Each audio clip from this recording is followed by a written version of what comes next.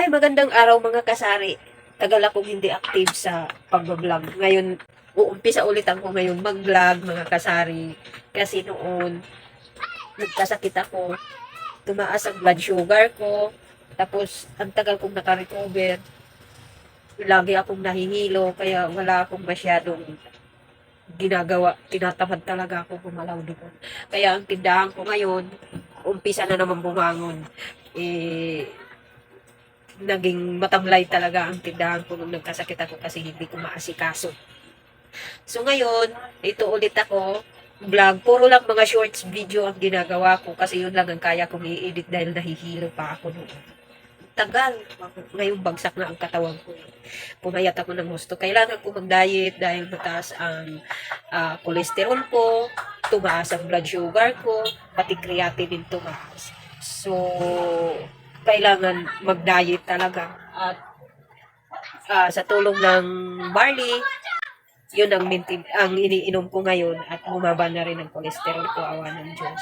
So ito, balik tindahan na ulit ako.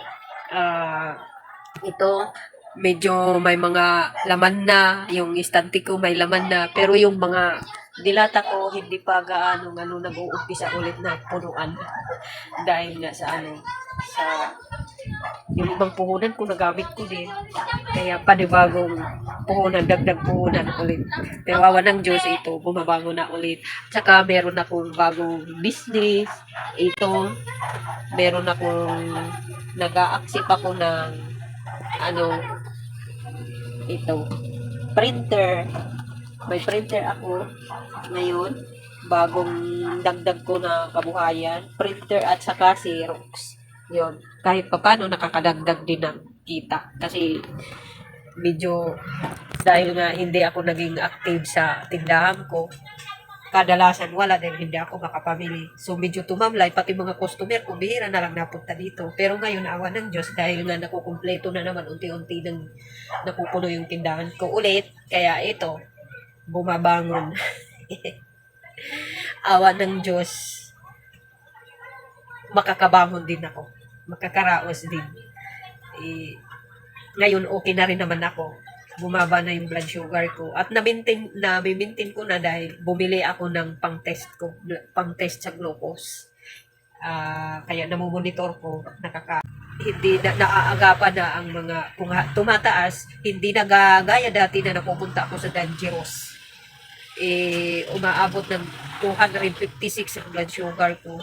So ngayon, hindi na yun umaabot doon. Mini-maintain ko na yung lumagpas man sa normal, at least hindi na mababa, hindi na mataas. Kunti lang, nandoon lang siya sa mababa. At isa pa sa nagpapababa sa blood sugar ko ay yung insulin plant. Kung alam nyo yun. Kung alam nyo yung insulin plant na yung kinakain ko, yung instant ang effect nun pagka kinain mo. Bababa agad. So, good news. Okay na ako. Tapos, okay na rin ang tindahan. Yun lang. Maraming salamat sa suporta ninyo at panoorin nyo ulit ang pagbabalik ng pagbablog ko. Maraming salamat mga kasari.